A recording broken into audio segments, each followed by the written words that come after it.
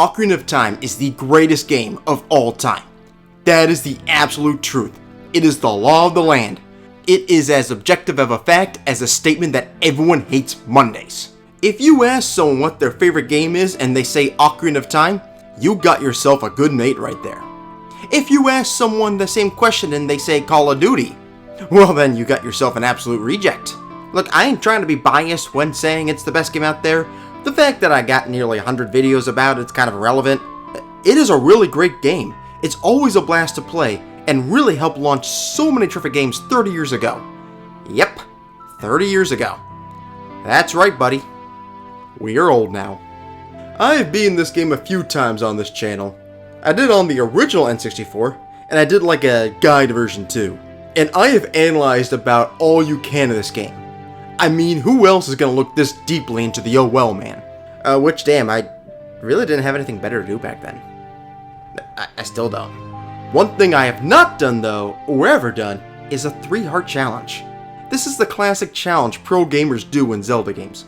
Instead of collecting all the heart containers after each boss, or all the heart pieces around the world, you let them be and leave your heart quantity at 3. With the enemies and bosses getting stronger, getting through the game with 3 hearts is tough. And you know, I'm gonna try it. I'm going to complete the 3-heart challenge in The Legend of Zelda Ocarina of Time. I'm excited for it. I get to beat the greatest game of all time. And no, it is definitely not you, Call of Duty. You are the equivalent of the child who was dropped on its head. So let me tell you about my adventure completing this challenge. I think most of you guys have already beaten this game before, or I'm guessing you have if you're actually watching this. So I'll be quick at the start. You start the game, Zora comes to wake you up, you crawl into the area to get the sword, you rob everyone of their hard-earned money and buy a shield, you equip both and get past the Great Mido, who is an absolute twat. And boom, you're at the first dungeon, the Great Deku Tree. It doesn't get much harder. You enter the dungeon, you get the map, you keep climbing and get the slingshot, you keep climbing and jump back to your doom. But you actually don't die. The basement is easy too. You beat this guy, you learn the code. It's Michael Jordan is #1. The designer must be a 90s Bulls fan. And then, well, I guess you use the code to get to the boss. And then you fight Queen Goma. And then you beat her. And then you look at the heart container and say no. Just like when we were kids, we say no to the man selling drugs. Or no to Call of Duty, which to be honest, it's kind of worse than drugs. And then the Great Deku Tree tells you some lore of the game. You ignore it because I kind of skipped over that part in the video and I went to take a piss in real life when recording. You get this emerald, the Deku Tree dies, like all hope in this world, and boom, 1 level down. That was easy. Naturally, this was going to be easy as the game expects you to have 3 hearts for this level. In fact, the next 2 levels won't be too hard either. They're expecting you to only have 4 or 5 hearts. Maybe more if you get heart pieces, but still. Oh, I always find this funny too, like, you get the Ocarina from Saria. We're gonna dispose of it quite soon. What's not so funny is listening to this owl. This man rambles for so long and tries to trick you into listening to him every dang time.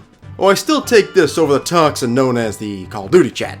After this, you go to Hyrule Field, you go through the market, you reach the castle, listen to the rambling fuckwad owl, sneak past the incompetent guards, which I did do some analysis on, and I did determine they are the worst of the 2 guards, which is saying so.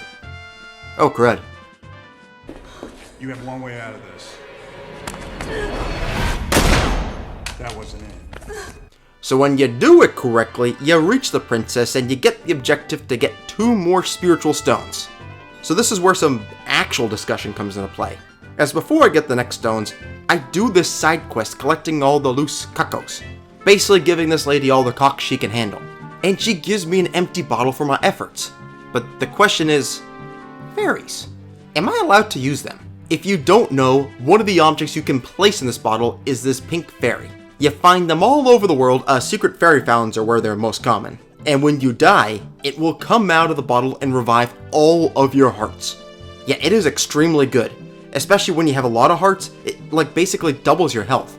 I'm not sure why they help Link as he's got them trapped in the bottle for God knows how long, probably suffocating in there. But they do, and it can truly be a saving grace. But the question is should it be allowed in this challenge? I couldn't find any rules saying you can't, and the only condition is you beat the game with 3 hearts. It is something I probably will revisit. I really don't have too many threats when I'm a kid. Maybe we discuss this when I'm an adult. But yeah, this is something that was a bit of a puzzle for me when doing this challenge. What's the rule on fairies? But back to the gameplay, you climb up Death Mountain, you play a song for Daruna, He says it's shit, just like Daddy said for all my efforts. So you do this trick where you reset the game and warp back to the forest, you venture through the Lost Woods and the Sacred Meadow Forest, you learn Saria's song, which isn't as bad, and Daryuna likes it, and he dances like a maniac and gives you this bracelet. You use it to get to the next dungeon, which is pretty easy. I thought the lizards would be a bit more challenging, so I fought them carefully, but all you kind of do is just shield and then you hit them with your sword. So yeah, that wasn't too bad. You get the bombs, it's equivalent to the ratings of the latest Call of Duty. You feed them to King Dodongo, you get the ruby, that's 2 down. You then run up to the river, you get to Zora's domain, you dive and make money and get the silver scale. Get another bottle, continuing my fairy debate. You show it to this lard ass, he takes longer to move than one of these fucking speeches. You catch a fish, then you get eaten by a bigger fish. There's always a bigger fish. Meet this bitch, hope she gets run over by a bus, but you gotta save her, so you escort her out of the fish. She deserves that. Carry her around, hope she doesn't have to go number 2. You get a boomerang, you take out these tentacles, some may call them sexy. You beat Big Octo. Actually, this is worth kind of talking about some more. As 1, let's be honest, he's about as ugly as your mom. And 2, for your journey as a child, he is probably the hardest challenge, as both him and the spikes can deal significant and constant damage. And the Z target as you chase him around is pretty awkward. But if you do stun him with the boomerang and use your most powerful attack, which is a jump attack Deku stick, you can beat him easy enough. It just all comes down to proper technique. After that is Baronade, probably easier, but I kinda sucked against him. Beat him, save Gerudo, get the Sapphire, return to the castle, meet Ganondorf, get plowed by him like I did to your mom last night, ditch Saria's Ocarina, sorry not sorry. Baby, I'm sorry. A fun Easter egg, you watch this guard die. I should work on my definition of fun. Deposit the 3 stones, you pull the sword out like I did to your... Okay, I don't know your mother, but she's probably nice. You get the Master Sword, you become an adult, and boom! Welcome to the real challenge. I've always enjoyed this in Zelda games, particularly this game. There is a clear and seamless transition to the next part. I mean, I guess some games are very obvious, like you go from World 1-1 to World 1-2, but it's the open world games, like what is the next section of the game, what is the next level of the game, a lot of times they can get kind of muddled together. In Zelda, it is quite distinct, and especially here, this is like when the game truly takes it up a notch. And it just flows so well, the transition is seamless. The challenges were more simple as a kid, but draw that Master Sword and you enter the second part of the game where the challenges are a lot fiercer. Which, you know, I guess most of the games, it's when you draw the Master Sword things get more challenging. So maybe these Zelda games get repetitive, but they're still terrific. Oh, and I got a comment on this here. Look at this. Look, Link, you're big now. Why is that off center? It's minuscule, but it's also the kind of thing I could ramble about for like 5 minutes. But I got too much to cover already. In the background, you can see me talking to Rauru, the Light Sage, and I get my first medallion. The Sage is also associated with this guy. You meet Sheik and get a big hint. She's associated with her. And here is the new Call of Duty game. It is associated with this. Before the next level, you must do some grave robbing. It's been 7 years, Dampy's dead now, poor guy. You win a race against him and get the hook shot, terrific item by the way. Learn the Song of Storms to fuck with the windmill guy. And get a horse, that's pretty cool. Return to the forest, in the Lost Woods. Tell the great Mido that the Deku Tree would have picked a bowl of diarrhea before him. Forget how to sneak past the guards, cause I'm an idiot. Finally remember, but because it's the 3 heart challenge, I got to listen to this sound a lot. Hi Sheik, bye Sheik. And enter the first level as an adult. The Forest Temple. This temple fucking slaps. The eerie and mysterious vibe of this overgrown temple deep within the forest is absolutely outstanding. I've raved about it before, how it's like the model level for other 3D games. But I'm focused on the challenge though, and I don't exactly need hearts to solve most of the mysteries and puzzles in this place. I got guides for that, which are completely terrible, but also not good, if you want answers for that. Now the main thing I was nervous about in this temple were these guys. This is a stafolos. It's an undead soldier, very common in Zelda games. It kind of feels like it'd be a member of like the undead army from the Mummy movies. And this pile of bones is usually easy enough. It takes 5 hits to kill them, and you can usually get those by just assaulting him. You'll take a few blows though. However, this is the 3 heart challenge, so you can't take those blows. I need to use actual tactics in trying to beat this Scooby-Doo villain. His sword attack does 1 heart, just like Link, and his jump attack does 2 hearts of damage, just like Link. So straight up over half of my health. I did find the shield was quite good at blocking the attack, which, well, I guess that's kind of expected. It's not perfect, as you can see this jump attack lands, but also after he attacks, he's open down low to a thrust attack, so pounce right when he attacks is the best tactic. Also, this fairy over here saved my ass. Still not sure if I can put them in the bottles or not, but this is making me tempted. I'll also say that this fight wasn't the one I was most concerned about. Just gotta fast forward real quick.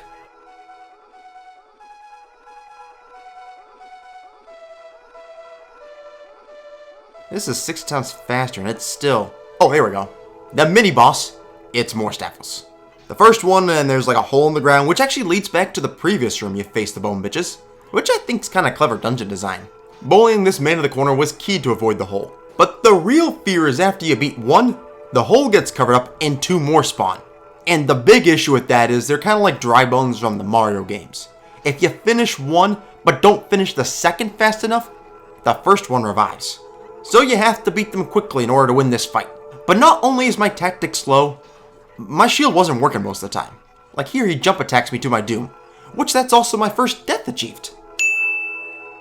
Do watch this clip again. The stafolos wields his sword in his right hand, and from Link's perspective, if I'm standing like to his right, he could get that sword around my shield and finish me. So in the rematch, I did 2 things. I tried to be more on his left side, and also just generally move Link out of the way. And when I faced 2 of them, I made sure both had 4 hits before I went for the final blow. You know, I think that was actually pretty smart of me. And yes, I 100% used fairies in this fight. Look, I didn't see any rules against it, so just like, you know, fuck them if they are, and fuck Call of Duty. And this is also on the Switch Virtual Console, so I can make save points anywhere now. Fuck yes, I'm using this. And did I play this back in June? Shit, I've been slow to edit this. We hadn't even seen like the Coldplay concert fallout yet when I was filming this. But I survived and got the bow. I also had to start being more careful as the challenge was getting harder. Each enemy I faced could pose a much tougher threat than it really should. Like for the Poe, I'm standing as far away from this ugly fuck as I can. Or I'm going to go on my way to kill this poor Scatella in the back because I know it gives me hearts. But yes, the rest of the dungeon wasn't too bad. It remains an absolutely amazing level. We're gonna go to the boss fight here in Phantom Ganon. The first boss is an adult. It should be one of my biggest threats yet.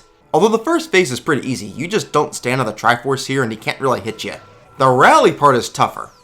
Or I just didn't really have my A game, as Dad always ensured I didn't. I got my groove eventually though. It sucked that I had to listen to like the low heart sound for most of the second phase, but I do beat him and I get the Force Medallion. Oh Link, she friendzoned you yet again, you green fairy bitch. I took a quick break to do some side quests. I got the Prelude of Light. I was mad I couldn't hold my ruby, so I got the Giant's Wallet, and that's it. I thought I did more side quests. So back to the main objective. I climb Death Mountain again. Blow him up, I become a red fairy bitch. Hi Sheik, bye Sheik, and boom, Fire Temple. That takes very little time to get to the next temple. You feel like it would take longer. And the temple didn't pose too many threats at the start. Dariuna runs off to his death, good for him. I save some Gorons, run from the wall of fire. The fire maze room tripped me up a few times. And Flare Dancer. That didn't take too long. And Flare Dancer as well doesn't pose much of a threat. It's like as much of a threat as Call of Duty is at the Game Awards. You press the switch and run up to get the Megaton Hammer. Fuck me. You press the switch and run up and get the Megaton Hammer. Ow.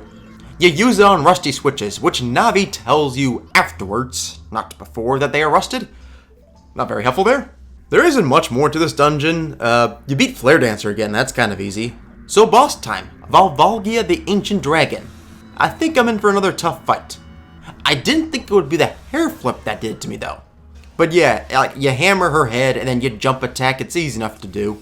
Countering one attack with the arrow and just dodging the falling rocks attack, that actually wasn't that hard. And next thing you know, she's dead. Alright, to be honest, I thought that would have been tougher. I get the fire medallion from someone who is clearly my biological brother. And now only 3 to go. I get some bonus magic and boom, we're in Ice Cavern. I wasted no time to get here. Bitch. Ice Cavern is a warm-up for, well, I guess it technically isn't. But yeah, it's kind of like getting you ready for the infamous Water Temple. The enemies here have strong and annoying ice attacks, so once again, you have to be extra careful. The mini-dungeon is a bit forgiving though with the amount of hearts it gives you. And be smart with the blue fire. There is a very convenient source of it here in the middle of the dungeon. You do have to use a bit to get there, but it's highly recommended you make that one available.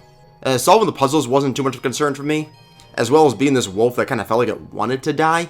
And then you get the Iron Boots. Sheik remains about as present in my life as Daddy was. The Zora, who really needs a diet, gives you a free tunic. And now begins the Water Temple. This video game level is the reason why many people are in a mental asylum. This is probably the most infamous dungeon as it has some of the toughest puzzles the mainstream audience has faced. The stacked up map design, the water levels needing to be constantly changed, and don't forget that you're always switching your boots. But what? Oh yeah, this bitch is back. But what truly drove people insane was trying to find all the small keys. I think the one that was the hardest is what I'm showing you right here. You have to float down to where this platform was just covering. It's hard to see it happen and find how to get to the room on the map. I'm not sure how I did it back when I first played it. I might have had a guidebook or something, so I never really struggled to figure it out. Either way, I'm doing the 3 heart challenge, so it's best I talk more from that perspective. You know what? This dungeon actually wasn't too hard. Most of the enemies don't deal that much damage to you. The one I was nervous about was Dark Link. I know battles against yourselves are some of the toughest ones, but when I'm as weak as I am, so is my shadow. Actually though, like Dark Link's health is related to Link's health. So when you have 3 hearts, well, he's kind of a pushover. He's kind of like the target audience for Life Alert. I never knew this was a thing too, and it's actually like a genius move by the development team. Yet another reason why this game's an absolute masterpiece. Take no Call of Duty. The rest of the dungeon is fine as long as you know what you're doing. So let's skip to the boss fight where you face evil water. Like it's straight out of Flint, Michigan. There's actually a big trick to this fight. If you stand in the corner, Morpha can't grab you. Just shoot your long shot from there, grab the nucleus, slash it, try to trap it too. But at some point it just explodes and you win. You get the water medallion from Gerudo, who you have to marry. I'm not entirely sure how the kits will work, but... Oh, actually, I do. I learned about deep AI playing Smash Bros. Here you go. You know, that baby actually isn't too bad. I'm not sure why Link's legs are now a rock, but we'll just roll with it. I got the fire arrows, cause why not? I got all the magic beans, cause why not? I watched Kakariko Village burn down, cause why not? Sheik undergoes an exorcism. And my 3 hearts ain't surviving this attack. I don't know why you're still smiling, we just got our butts kicked. Nah, it does, and you become a kid again. You lower the well by affecting the windmill. Enter the bottom of the well. You can do much down here, but I'm here to beat this creature who's as ugly as your mom. You get the lens of truth, return to being an adult, warp to the graveyard and enter the Shadow Temple. It's probably my least favorite temple, although I think many like it. You rematch with this ugly fuck, beat his ass, or I guess his hand. Get the hover boots. Oh, your mommy actually is here, or multiple of them. I keep rolling through this dungeon at... Oh, what's this crap? Like, watch this again. I went through that ruby. And with that, we've hit the ferry. Ah, this fucking thing. It's basically like a cruise ride during COVID. I figured, with this being kind of like the Switch Online and all, that I could make a save point here in case things goes bad. Wait a minute. I didn't save. Oh, god damn it, me. 15 minutes later. Okay, now that I just replayed all that, I can worry about this. What you have to do is you play Zelda's Lullaby and the ship starts floating along the cursed river. And it is very much like COVID as the dead join you on the ship. Oh joy. The good news is you don't have to beat them. You just have to survive long enough where you can unboard from the ship, and you can watch them sink like the dumbasses they are. We are sinking. We are sinking. Hello? This is the German Coast Guard. So, we're still alive. The dungeon is almost beat too. I do make more progress. I get the boss key, bridge over to the boss, and then you hover your way to the boss door. Don't fuck up making a save point. And boom, boss time. Bongo Bongo is an invisible spirit made up of 2 hands and this kind of flower bud face. The hands play these drums you're standing on. It makes Z targeting work maybe like a solid 20% of the time, which is a higher rate than Call of Duty works. It was the Doom Me Too. I decided to have a fairy though, so thank God I did. We get back to it, we stun the hands, we stun his face, we kill him, he just kind of disintegrates into the floor, good for him. We save Impa the Shadow Sage, and we get the Shadow Medallion. We got 1 more to go. I'm making really good progress. Coming up is my favorite Legend of Zelda dungeon ever. Although we gotta get there first. And it's gonna take extra long if opponent can't walk over this damn bridge. But once your bitch figures it out, you gotta sneak past the guards again. Good news is it's about as easy as peeing your pants. Bad news is you have to fight 4 guards to free 4 carpenters. Which actually, I realized that wasn't that bad either. Most of your sword swings connect, and they also have an attack that automatically puts you in jail regardless of your health. So I guess like the 3 heart challenge doesn't really matter for this. But you can see in these clips, you can just block it with your shield and like use some thrust sword attacks when they're wide open. Yeah, to be honest, I kind of figured it'd be tougher. Which I feel I've said that expression about everything except the stafolos. Nice pose.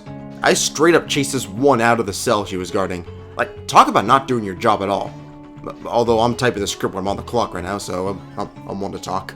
But yeah, you beat it, you learn you must go to the Spirit Temple, so you traverse the Haunted Wasteland, following a ghost, reach Desert Colossus, get Nehru's love, which may be cheating, enter the temple, leave the temple, learn the song from Sheik, who fucks off, so fuck off to being a kid, return talk to Nabu, and yeah, the toughest challenge is upon me. Young Link is generally weaker than adult Link, and you gotta do half the temple as him. Not a great start too, I already lost my shield. Also not ideal as I gotta face a stafolos as a kid. But ducking with the big Hylian shield and then stunning him with your boomerang, that worked better than expected. And after that, the temple wasn't too bad for young Link. I even got my shield back. But I figured to be the toughest of the challenges was when you face the Iron Knuckle at the end, and I wasn't taking any chances. I just kept bombing this clunker as hard as it called to review. Until I ran out.